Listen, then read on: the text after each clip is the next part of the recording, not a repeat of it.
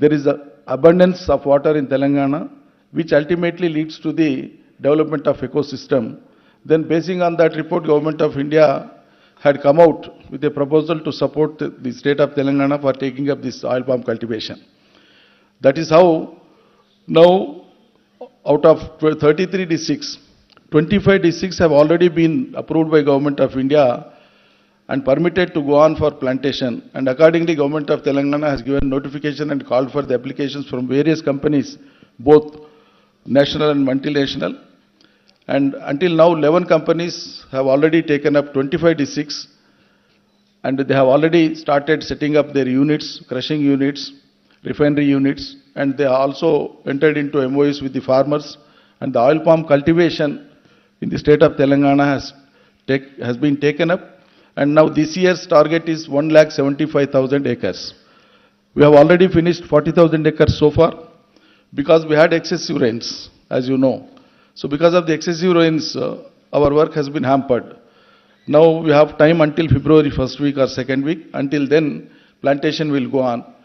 So our target is to achieve 20 lakh acres of oil palm cultivation in the state of Telangana alone, so that in the field of edible oils, Telangana will be the greatest contributor in the Indian context to meet the edible oils requirements.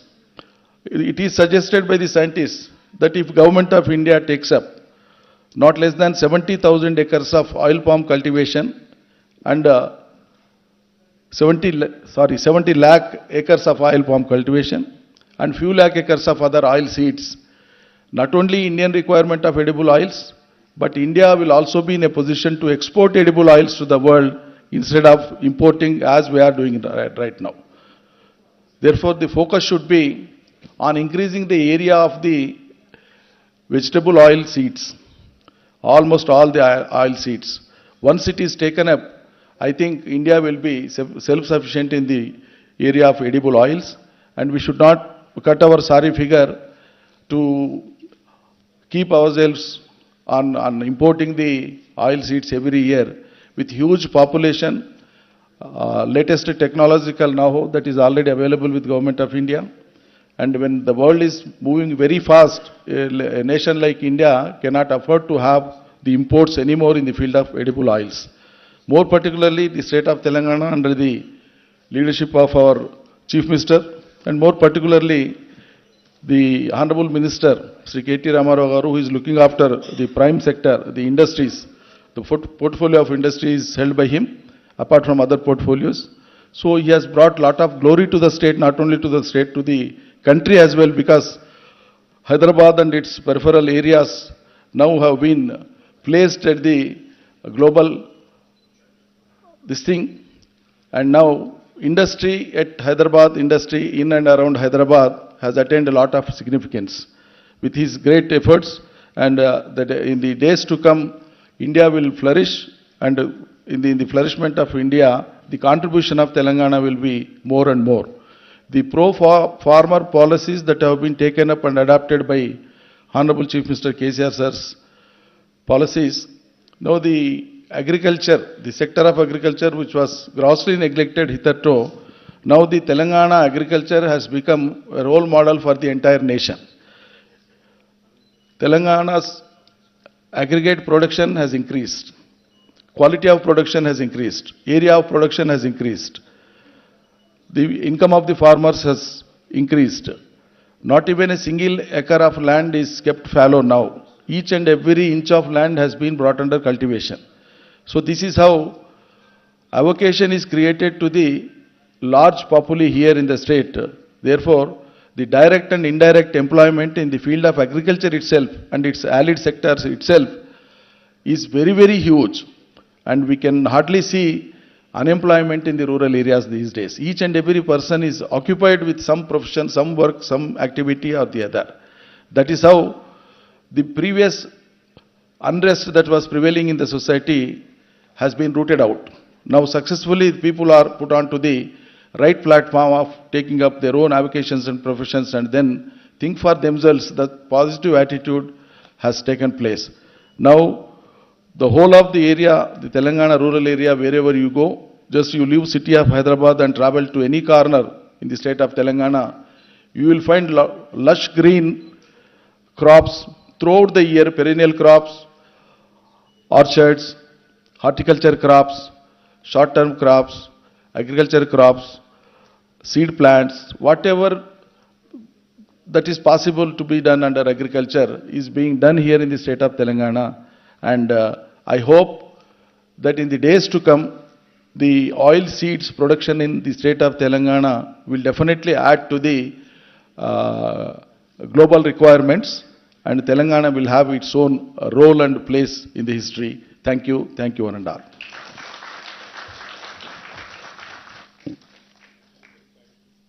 Thank you very much to our guest of honor, Shri S. Niranjan Reddy, for your very insightful keynote address and for giving us an overview of the industry. Ladies and gentlemen, we are honored to have as our chief guest, Shri K.T. Ramarao.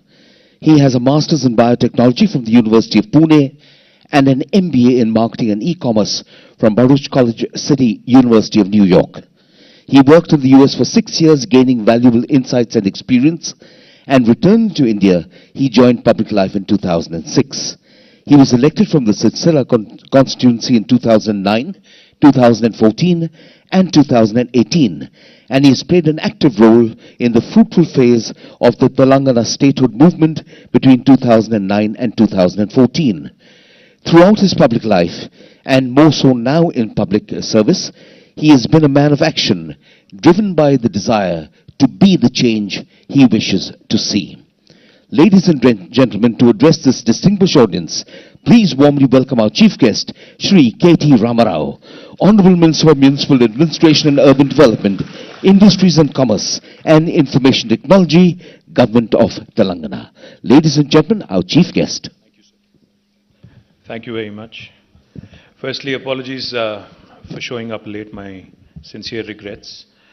Honorable Minister for Agriculture, a very seasoned man, and a man who we all respect immensely, Shri Niranjan Reddy Garu. Honorable Shri Subhash Desai ji, who is the President of IVPA, Mr. Bansal, Mr. Gupta, to the distinguished gathering, delegates from various parts of the world, Malaysia, Thailand, trade delegates from various consulates in Europe, and even the continent of United States, to all the friends from the media. A very warm welcome to all of you to this two-day session being held in the capital city of Telangana, Hyderabad. Before I talk about IVPA, let me welcome you all to this beautiful city of Hyderabad, which is a wonderful mix of culture, heritage, and new age vibrancy as well. This is a city, in fact, it's the 5th largest city in India, and a city which has got nearly 440 years of history and culture. So I urge you not only to spend time in deliberating at the conference, but also please do take some time out to visit our beautiful heritage structures, our beautiful cultural monuments. Enjoy the Hyderabadi biryani, which is world famous truly, which is to kill for and die for, if you ask me. And most importantly, please also take out your checkbooks and write some checks so that you invest in Telangana in the future growth of this wonderful, wonderful state. Let me just give you a quick introduction of our state before I, again, talk a little bit about the subject on hand here on, oil seeds and other related sectors. The state of Telangana is the youngest state in India. It was formed in 2014 on the 2nd of June. For those of you who are from outside of India, the Constitution of India allows for the formation of new states and new provinces. So as a result, after a protracted struggle for decades, this new state came into being on the 2nd of June 2014, and we've been barely we've barely existed for about 8.5 years now. So we've done some tremendously interesting things, particularly for those of you who are not from Hyderabad or Telangana. I would like to give you a quick overview of what all we have done, what all we have accomplished in the last 8.5 years. We are just about getting out of the pandemic. I think very recently we've started seeing each other's faces fully. Until recently we all covered ourselves in masks and gloves and whatnot. Never did we ever think that we'll have to go through something like this in the history of humanity. COVID has been an unprecedented pandemic, and I'm proud as a citizen of Telangana, as a minister of Telangana, that the city that you are currently seated in, Hyderabad, is actually the globe's vaccine capital. In fact, we produce 1/3 of human vaccines from this very city of India, Hyderabad, and the state, Telangana. For those of you who do not know this, it might come as a surprise to you. We produce 9 billion doses of human vaccines from Hyderabad every year. In fact, by next year, with all the production, augmentation that is happening, we will be producing 14 billion doses of vaccine, taking it to almost 50% of global production. So you're seated in a city that is extremely safe, healthcare-wise. So in case you're wondering about COVID or any other pandemic, you're seated in not only the vaccine capital of the world, this is also the pharmaceutical capital of India. We produce 40% of India's pharmaceuticals and drugs. We also are one of the most important hubs for medtech in India. So Asia's largest stent manufacturing facility is also in Hyderabad. So we are the life sciences hub of India, and most definitely a very important life sciences hub in the rest of the world as well. And not too far from where you're seated right now at this hotel, if you get out and if you travel a bit on the left side, you would end up in the Hyderabad Knowledge City and the Hyderabad Financial District, which is where some of the most prominent technology companies of the world have chosen to set up their largest campuses outside of their headquarters. The who's who of technology industry: Apple, Meta, Amazon, Uber, Salesforce, Microsoft, Google, Micron, Qualcomm, the list goes on. It's a huge, huge list. All of their second largest campuses in the world are actually here in Hyderabad, which is where you all are. So my humble appeal to all of you, please do take some time out after you are done with your deliberations here to go around, look around. And in fact, the world's largest innovation campus, which seats both T-Hub, which is the world's largest technology incubator, and also T-Works, which is India's largest prototyping facility, is hardly a stone's throw away from here, a block away from here. I urge you all also to explore that. The reason why I'm mentioning all this is because I think we are, in terms of human civilization and the growth story that we witness all around, we are at a very interesting inflection point. As Niranjan Reddy Garu had just mentioned, the globe's population, the planet's population has touched 800 crores, 8 billion, which is a huge number. And out of which, again, 1.4 billion is right in this country, in India. As the population grows, as the consumption grows, interesting challenges emerge, not only in terms of healthcare, not only in terms of technology, not only in terms of the points of confluence, but also in terms of our consumption patterns. So that leads us to the question at hand here: edible oils, and what can India contribute to the rest of the world, and what can Telangana do to the rest of the world as well? In Telangana, we've done some truly amazing things.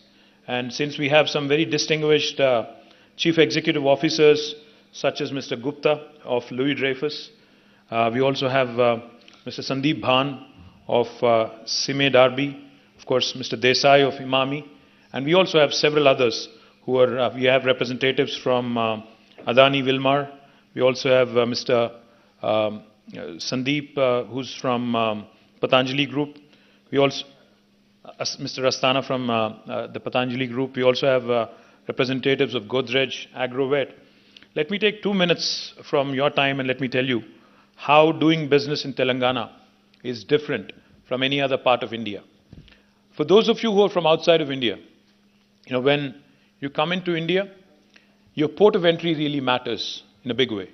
Meaning, a lot of times when I meet investors from overseas, they make this very oversimplified comparison between India and China.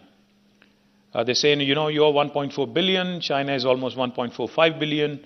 You're a very similar sized country population-wise. Geographically, of course, they are much bigger. So how are you, similar, and how are you dissimilar to China. Let me tell you, the comparison ends with respect to population. Nothing else is the same. We're very, very different. In fact, India and China are so different. Just to give you one example, you see about along with me, 5 different gentlemen who are all Indians. We may look the same in terms of our skin color, but the language we speak at home, Mr. Desai, the language he lives in Kolkata. I'm not sure where Mr. Bansal lives. Mumbai, is it? Indore. Where do you live? Gurgaon. The language that each of us speak at our homes is as different from each other as is possibly English, German, French, and Spanish. India is not a single country. India is not a homogeneous entity. India is a very diverse, very heterogeneous entity. In fact, there's not one single India. There are 28 states in India, 22 official languages. There are more than 300 unofficial languages. Some of these languages do not even have a script. Everything in India changes every 150 kilometers. The language, the dialect, the culture, the cuisine, the eating habits, the spending habits, even ease of doing business varies from one state to another. Each of these states, each of these provinces is extremely different. You might ask me, how is doing business in Telangana any different from doing business in Kolkata or Mumbai or Delhi or elsewhere? I'll just give you one example. When the new state of Telangana came into being in 2014 June, the first piece of legislation that we have enacted is the TS IPAS, which basically stands for the Telangana State Industrial Project Approval Self-Certification System.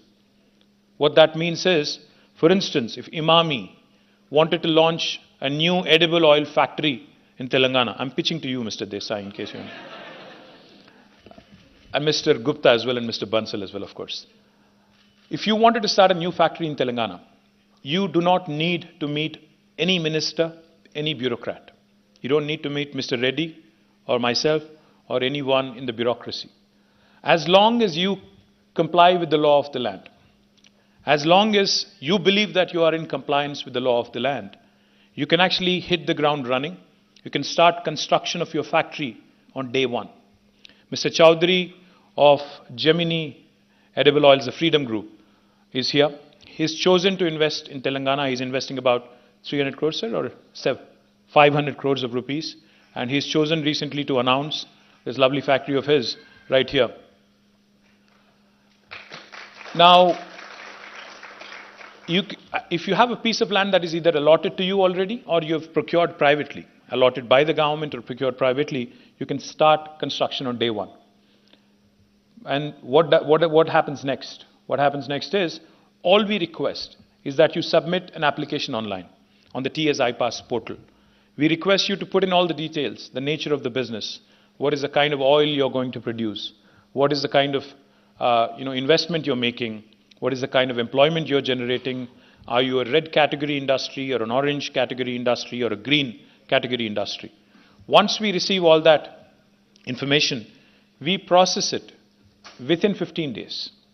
If we don't deliver on the 15-day window, on the 16th day, backed by legislation, by statute, it's an automatic approval, it's a deemed approval. No state in India will tell you this.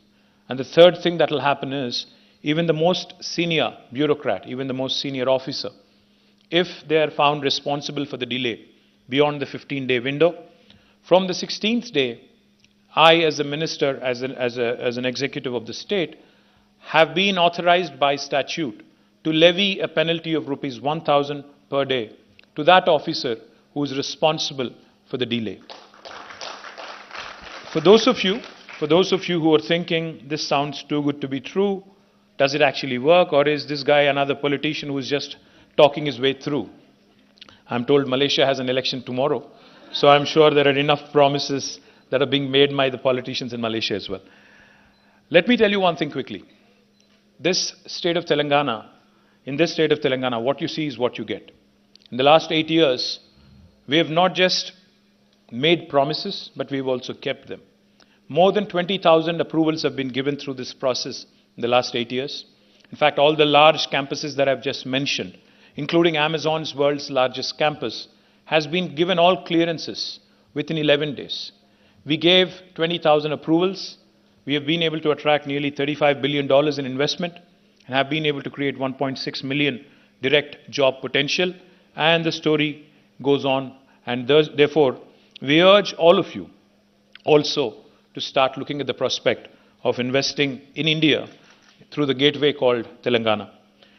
Not only have we done well on industrialization, we've also done exceedingly well in terms of holistic development. Industry has grown in Telangana, but so has our environment.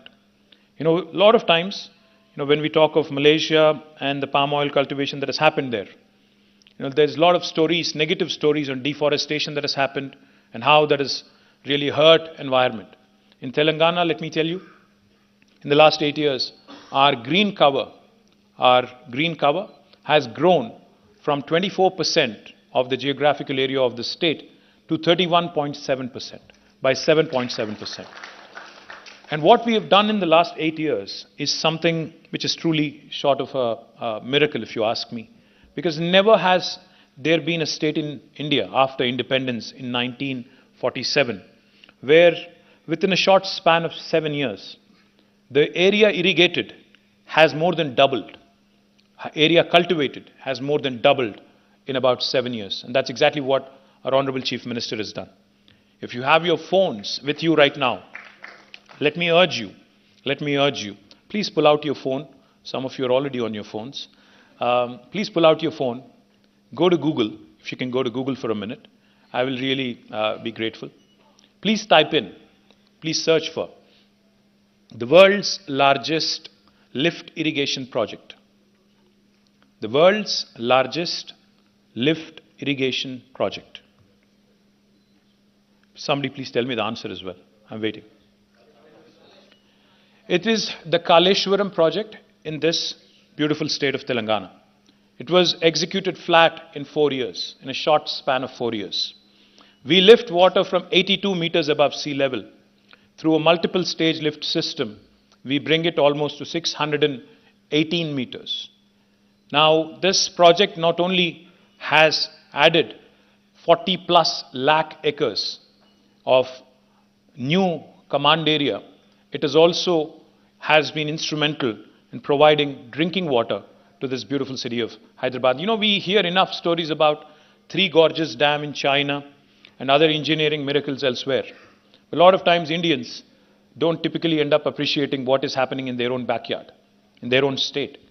And this is truly an engineering miracle that is unfolded right in front of our eyes, heralded by our Honorable Chief Minister, Shri KTR Garu.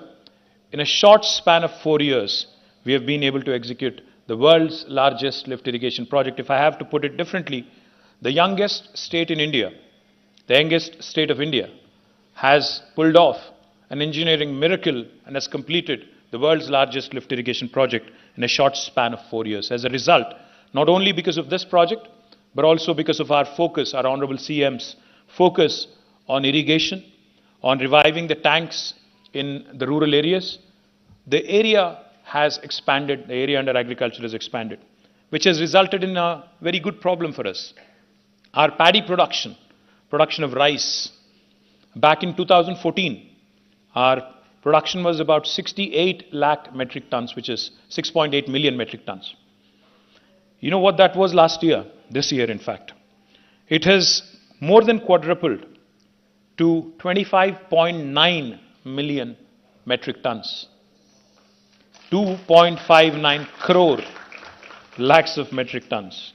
As a result, we are now faced with a challenge. We are not asking for any deforestation. We are asking our farmers, as our Honorable Agriculture Minister explained, to move away from paddy, because we are producing so much paddy now. The government of India is also saying, I can't purchase anymore, I can't procure anymore. The Food Corporation of India has literally thrown up its hands and said, I can't take anymore. So what we have decided is, we have taken up a very interesting challenge again.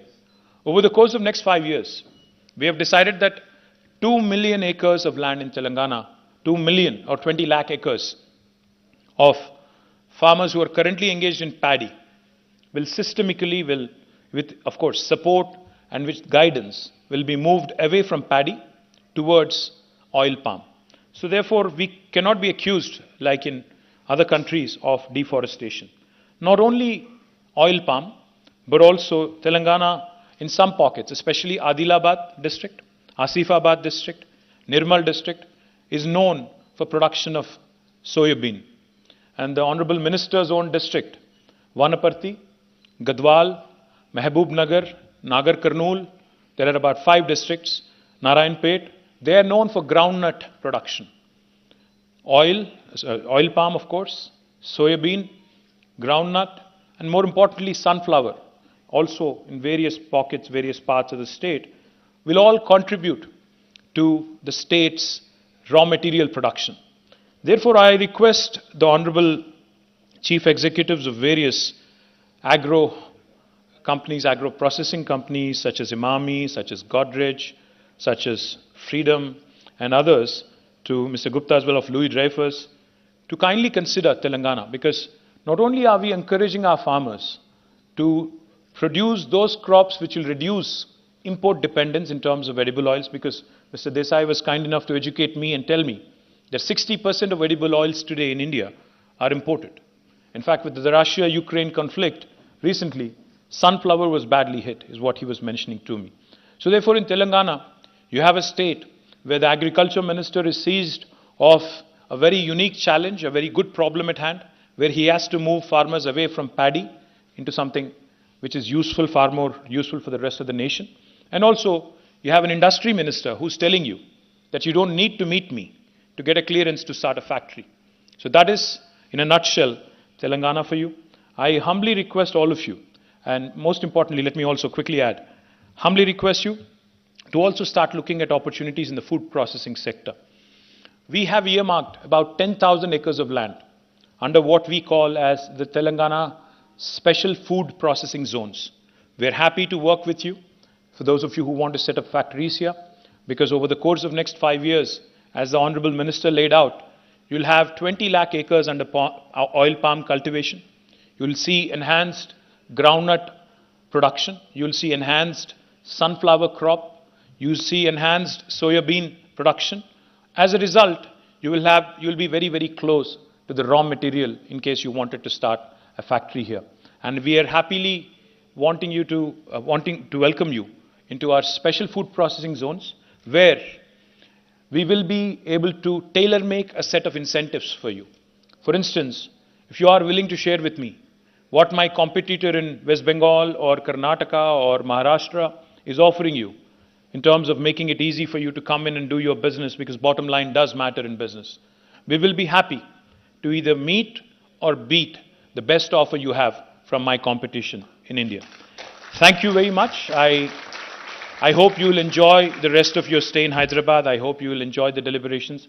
And I look forward to getting some checkbooks and ensuring that some factories also open up in Telangana. Jai Telangana. Thank you very much to the Honourable Minister for your gracious presence here.